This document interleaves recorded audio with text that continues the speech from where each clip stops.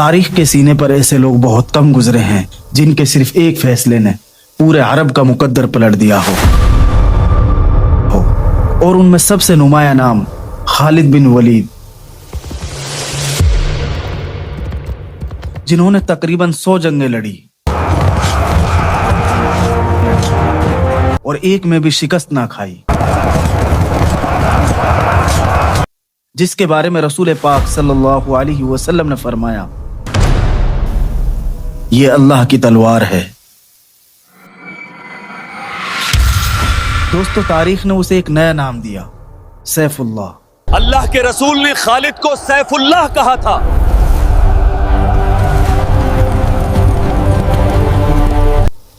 اسلام کے ظہور سے پہلے پورا عرب بکھرا ہوا معاشرہ تھا، قبیلے طاقت اور رتبے کی علامت تھے۔ انہی میں سے ایک طاقتور قبیلہ بنو مخزوم تھا۔ ہمارا قبیلہ بہت طاقتور ہے۔ قریش میں فوجی قوت اور جنگی پلاننگ کا سب سے بڑا مرکز یہی قبیلہ تھا، اور اسی قبیلے میں خالد بن ولید پیدا ہوئے، اور ان کے والد ولید بن مغیرہ مکہ کے ممتاز سردار تھے۔ دوستو، خالد نے بچپن ہی سے گھڑ سواری، نیزہ بازی اور جنگی تربیت حاصل کی۔ یہی وجہ تھی وہ مکہ کی نوجوان نسل میں بالکل الگ ہو گئے۔ وہ بچپن ہی سے سپاہیانہ مزاج رکھتے تھے، تیر اندازی میں مہارت، نیزے کی پھینک، تلوار کی چال، اور سب کچھ ایک ہی جسم میں جمع ہو رہا تھا۔ دوستو، اسلام کے ابتدائی دور میں خالد بن ولید ابھی تک اسلام کے دشمنوں میں شامل۔ جنگ احد میں انہوں نے قریش کی قیادت کی۔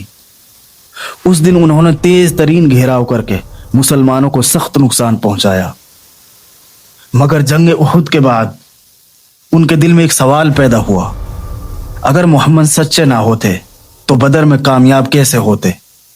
اگر محمد جھوٹے ہوتے، نعوذ باللہ، تو ہر موقع پر اللہ تعالیٰ انہیں بچاتا کیوں ہے؟ دوستو، خالد بن ولید صلح حدیبیہ کے بعد اندر سے بدلنے لگے۔ ان کے بھائی نے اسلام قبول کر لیا اور مکہ کے با اثر لوگ اسلام کی طرف کھینچے چلے جا رہے تھے۔ آخرکار وہ لمحہ آیا جس نے تاریخ بدل دی۔ سال 8 ہجری میں خالد بن ولید مدینے کی طرف جا رہے ہیں، اور وہ تنہا نہیں، ان کے ساتھ ان کا دوست اکرمہ کا بھائی عیاش بھی ہے۔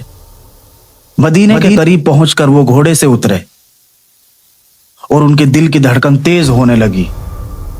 انہیں دیکھ کر حضور صلی اللہ علیہ وسلم نے مسکرا کر فرمایا، خالد، آنے میں دیر کر دی، لیکن اللہ نے تجھے ہدایت کے لیے چن لیا تھا۔ دوستو، خالد بن ولید جھک کر بولے، یا رسول اللہ، میں نے اسلام کی دشمنی میں بہت کچھ کیا ہے۔ آپ صلی اللہ علیہ وسلم نے فرمایا، اسلام اپنے سے قبل تمام گناہوں کو مٹا دیتا ہے، اور وہ اسی لمحہ ہے محمد صلی اللہ علیہ وسلم کے سپاہی۔ دوستو، اسلام قبول کرنے کے فوراً بعد ہی انہیں ایک بڑا امتحان ملا، جنگ موتا۔ یہ وہ جنگ تھی جہاں اسلامی لشکر کے 3 بڑے سپہ سالار ایک کے بعد ایک شہید ہو گئے۔ ان میں سب سے پہلا نام زید بن حارثہ رضی اللہ عنہ، دوسرا نام جعفر طیار رضی اللہ عنہ، اور تیسرا نام عبداللہ بن رواحہ رضی اللہ عنہ۔ دوستو، فوج بے قائد بن چکی تھی اور رومیوں کی فوج کی تعداد تقریباً 1 لاکھ تھی، جبکہ مسلمان صرف 3000 تھے۔ ایسے وقت میں لشکر نے خالد کو علم پکڑایا۔ خالد بن ولید نے ایک دم جنگی نقشہ بدل دی، پوری رات میں فوجی صفیں بدل دی گئی۔ اگلی صبح رومیوں نے محسوس کیا کہ مسلمانوں کی مدد آ گئی۔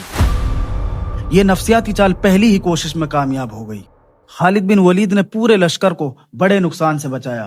تاریخ اسے اسٹریٹجک ریٹریٹ کہتی ہے، یعنی ایک محفوظ واپسی۔ جب رسول اللہ صلی اللہ علیہ وسلم کو مدینہ میں خبر پہنچی، آپ نے فرمایا، وہ اللہ کی تلوار ہے جو ٹوٹ نہیں پائے گی۔ دوستو، خالد بن ولید کو عراق کی طرف بھیجا گیا۔ عراق اس وقت دنیا کی 2 سپر پاورز میں سے ایک فارس کے قبضے میں تھا، مگر صرف 18 مہینے میں خالد بن ولید نے 40 جنگیں لڑی اور ہر ایک جنگ میں کامیابی حاصل کی۔ اسی لیے ان کی جنگی چالیں آج بھی دنیا کی بڑی ملٹری اکیڈمیوں میں پڑھائی جاتی ہیں۔ خالد بن ولید کی کچھ مشہور جنگیں: المزار کی جنگ، اس میں خالد بن ولید نے دشمن کو کھلے میدان میں لا کر ختم کیا۔ الیس کی جنگ عرب جنگی تاریخ میں سب سے شدید معرکہ سمجھا جاتا ہے۔ اس میں خالد بن ولید نے ایک ہی دن میں فیصلہ کن فتح حاصل کی۔ دوستو، خالد بن ولید کی سب سے حیران کن جنگی مہم وہ تھی جو صحرائے سماوا سے گزری۔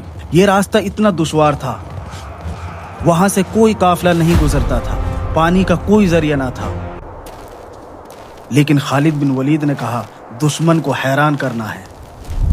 پانی کی بھری ہوئی مشقیں اونٹوں کے شکم میں جمع کرائی گئی، اونٹ قربان کیے گئے۔ 5 دن کے اندر اندر فوج صحرا پار کر گئی۔ یہ تاریخ کا سب سے تیز رفتار فوجی مارچ تھا۔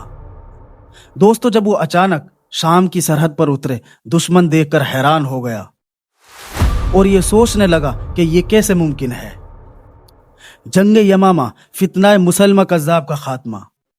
دوستو، مسلمہ کذاب عرب میں فتنہ پھیلا چکا تھا، اس نے جھوٹا نبوت کا دعویٰ کیا۔ اسی فتنے کے خاتمے کے لیے خالد بن ولید کو بھیجا گیا۔ یہ جنگ اسلام کی تاریخ کی سب سے سخت جنگوں میں سے ایک تھی۔ صحابہ کرام نے بے مثال قربانیاں دی، سینکڑوں حفاظ قرآن شہید ہوئے، اور قرآن کریم کی باقاعدہ تدوین کی ایک بڑی وجہ یہی تھی۔ بہرحال مسلمہ قتل ہوا اور فتنہ ڈوب گیا۔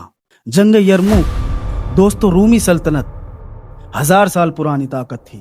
ان کا لشکر تربیت یافتہ، اسلحہ سے لیس اور تعداد میں بے مثال تھا۔ یرموک کی جنگ اسلامی تاریخ کا فیصلہ کن موڑ ثابت ہوئی۔ خالد بن ولید نے فوج کو 6 حصوں میں تقسیم کیا، ونگز یعنی اطراف کو مضبوط کیا، گھڑ سواروں کو تیز حملوں کے لیے رکھا، درمیان میں مضبوط دفاع قائم کیا۔ رومی فوج نے بھرپور حملے کیے، مگر خالد بن ولید ہر بار فارمولہ تبدیل کر کے دشمن کو چکرا دیتے۔ ایک موقع پر مسلمان پسپا ہو رہے تھے۔ خالد بن ولید نے گھوڑا دوڑاتے ہوئے پکارا، اللہ کے بندو پیچھے نہ ہٹو، یہ وقت ہے جب تمہیں اللہ عزت دے گا۔ دوستو، اس دن دنیا نے دیکھا ایمان، حکمت اور جرائیت کیا ہوتی ہے۔ یرموک کی فتح کے بعد رومی شام چھوڑ کر پیچھے ہٹتے گئے۔ دوستو، خالد بن ولید اتنی کامیابیوں کے باوجود نہایت سادہ مزاج تھے۔ وہ کہتے تھے، اللہ کی قسم میرے جسم پر کوئی ایسی جگہ نہیں جہاں نیزہ اور تلوار کا زخم نہ ہو، مگر افسوس میں بستر پر مر رہا ہوں۔ یہ الفاظ سن کر لوگوں کی آنکھیں بھر آئی۔ آج بھی جب دنیا کی فوجی اکیڈمیاں جنگی حکمت عملی پڑھتی ہے تو خالد بن ولید کا نام سب سے نمایاں اور سنہری حروف میں لکھا جاتا ہے۔ سیف اللہ، یہ وہ تلوار ہے جو اللہ نے اپنی دین کی حفاظت کے لیے بھیجی۔ اسی کے ساتھ ہم اپنے پروگرام کا اختتام کرتے ہیں۔ السلام علیکم۔